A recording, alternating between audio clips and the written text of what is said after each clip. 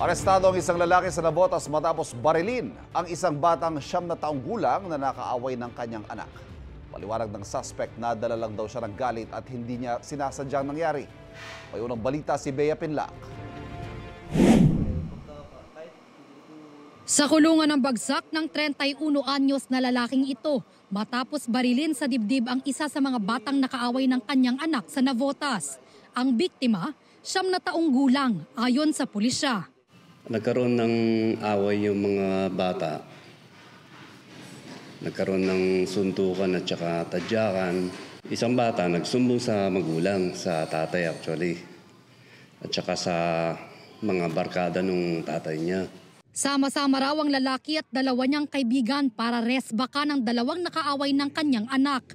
Natsyempohan daw ang mga bata sa Palengke Avenue. Kinompronta yung dalawang bata, bumunot ng baril yung magulang nung nakaaway nila. Tapos tinutukan yung pangunahing witness natin, tinutukan sa ulo. Tapos yumuko lang yung bata, pumutok yung baril, ang tinamaan yung victim natin ngayon, tinamaan sa dibdib. Dinala sa ospital ang biktima. Nagsagawa ng manhunt operation ng pulisya sa 3 suspect. Nadatna ng pulisya ang gunman sa bahay niya matapos siyang ituro ng menor de edad na una niyang tinutukan umano ng baril.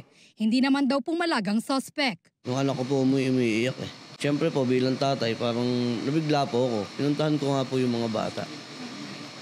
Ang problema po, yun nga medyo napasobra, sobrang galit po. Hindi ko po inaasahan na gano'n mangyayari.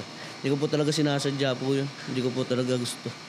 Ang ginamit daw niya sa pamamaril, improvised gun na nabili niya sa isang tambay sa kanilang lugar.